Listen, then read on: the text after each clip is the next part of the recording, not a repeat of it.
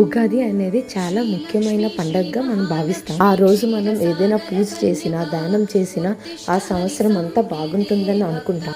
ఉగాది ముందు 13 పువ్వుల పూజ చేస్తే అలానే చాలా బాగుంటుంది. పూజ మనం గౌరీదేవికి, లక్ష్మీదేవికి, ఏ దేవతకైనా మనం చేయొచ్చు. 13 రకమైన పువ్వులు 13 ఉండాలి. పూజ అయిపోయినాక అమ్మవారికి తాంబూలం కూడా పెడితే చాలా మంచిది.